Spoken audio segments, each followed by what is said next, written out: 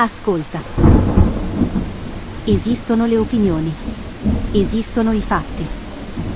Noi non ci occupiamo delle opinioni. Noi ci occupiamo dei fatti.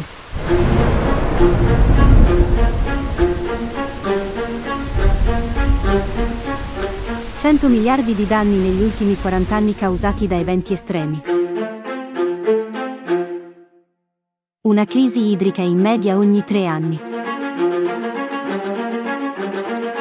6 miliardi di euro di danni all'agricoltura nella sola estate della grande siccità. Queste non sono opinioni. Sono alcuni fatti di un cambiamento climatico che non può essere più ignorato.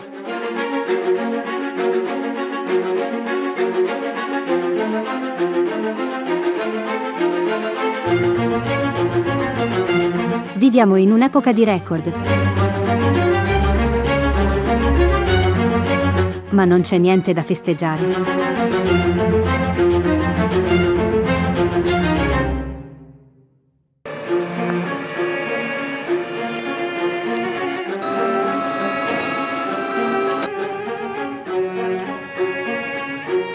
Siamo le donne e gli uomini che lavorano nei consorzi di bonifica e irrigazione.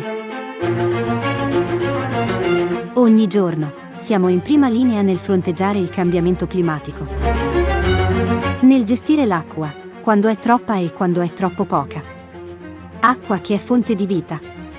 Risorsa preziosa per l'agricoltura di qualità. Acqua che genera ambiente, paesaggio, lavoro, reddito. Ma che diventa calamità quando non viene governata.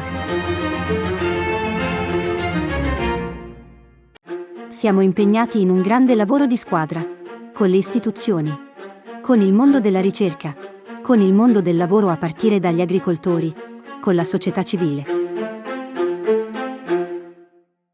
È un lavoro che richiede nuove infrastrutture per trattenere la risorsa ed efficientarne la distribuzione. Serve un piano di invasi per contenere l'acqua quando è in eccesso, utilizzarla nei periodi di siccità, preziosa per l'agricoltura, per la produzione di energia, per accrescere il valore ambientale dei territori. Serve manutenzione, sia ordinaria che straordinaria, per adattare la rete idraulica al clima che cambia. Serve innovazione, per efficientare la distribuzione, effettuare previsioni, agire con puntualità su tutta la rete anche da remoto. Ripensare il territorio, anche in chiave di una sostenibilità a garanzia di ambiente, paesaggio e lavoro. E, soprattutto, è necessaria una nuova cultura della prevenzione. Perché ogni euro investito per prevenire consente di risparmiarne 4 nel riparare e ricostruire. E perché la vita non ha prezzo.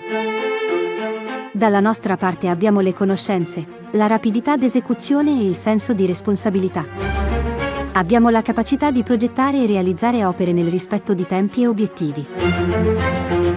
Ma servono risorse e una visione futura del paese che non sia dettata dall'emergenza. Ascolta. La natura, il clima, non capiscono le leggi dell'uomo.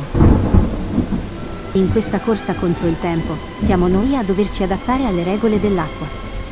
Questo rumore non deve far paura. Questo rumore è il suono della vita.